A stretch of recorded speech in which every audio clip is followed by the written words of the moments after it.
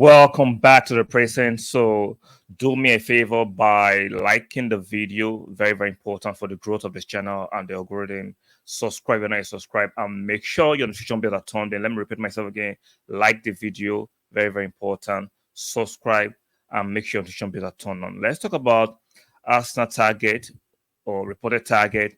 Kudus, who is close to a move to Brighton. According to reports, uh, Brighton Ayers have agreed a deal in principle, but Brighton are now working on the final details to agree personal terms with Kudus himself. David, the bomber and the dagger dropper, no, as let's read what David says. Very, very important for this news. Brighton reached agreement in principle Ajax to buy Mohamed Kudus, 40 million euros. Very interesting. 23-year-old Ghanaian international close to agreement on personal terms. Deal not fully done, but key De Zerbi target will be Brighton record signing. Fantastic news for fans of Brighton. I like the player. When he was linked to Arsenal for a few months ago, I did a bit of research and I saw, wow, I like the player, but he's injury prone. We cannot be adding injury prone to our play, regardless of your skill set, regardless of your ability. I don't care. If you can't stay fit, you can't be available. That is useless. It sounds harsh, but that's reality. I'm tired of fans push. Oh, he's good. No, can he stay fit? Shout out to Partey. I love Partey. Partey never had injury issues. Atletico Madrid comes to us now. We have seen the struggle to injury. Remember Rosicky, very injury prone. So we cannot be in a title charge or a title challenge and been deliberately bringing players who we know their injury history. I don't get it for the sake of Christ sometimes. Some of you fans, like, common sense should be common. I like Kudus. I would want him if he was not injury prone. But after looking at his injury facts, I'm sorry. If Brighton want to take a risk on him, fair game to them. There's a reason why Chelsea was linked to him, reported by David last week, that Chelsea were actually looking at him keenly. Why have they not paid? You think Chelsea cannot afford 40 million euros? You are out of your mind. You think Arsenal cannot afford 40 million euros? You are out of your mind. There must be something. They saw there and said, no. And I'm looking on Twitter when this report came out, and some of the Arsenal fans are having a meltdown. What is wrong with some of you? What is wrong with some of you? We cannot afford to bring in players that we know that injury prone to mount a title challenge. That is crazy. That is crazy.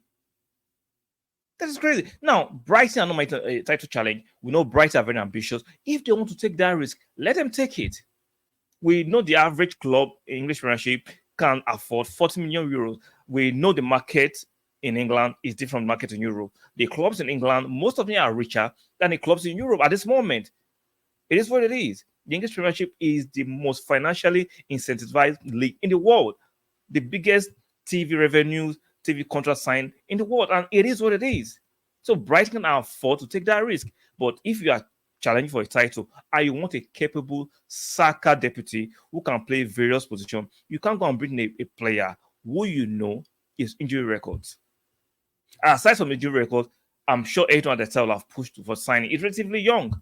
One thing you should take note is, why is he being sold for 40 million euros? He's still 23. Come on, man. Let's think about it. Because Ajax want to sell him and they know his injury records. So I am not offended. Some of you fans are offended. I don't know why. I don't know why you're offended. Yes, it was linked to Arsenal. Arsenal didn't go full throttle for it. It is what it is. There is no way Brighton is going to beat Arsenal to a player if Arsenal are keen. It reminds me of the Buendia saga 2 or 3 years ago. Oh, Arsenal should have signed Buendia. How can Aston Villa beat Arsenal to Buendia? Aston Villa did not beat Arsenal to Buendia. Their main target was Martin Odegaard, not Buendia, and they waited patiently until they secured him. So let's stop this narrative or settings. With all due respect to those clubs, smaller clubs going to beat Arsenal to their target. That's not going to happen. Players will not choose Aston Villa or Brighton over Arsenal. It's not going to happen.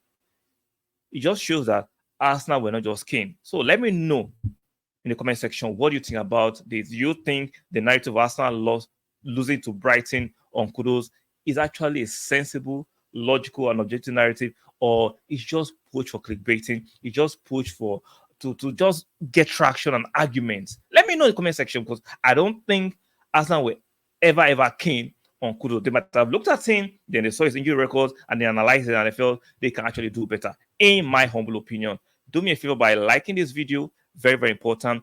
Let me know what your opinions are in the comment section. Let's be respectful. You can disagree with me, which is fair, but let's just make it respectful.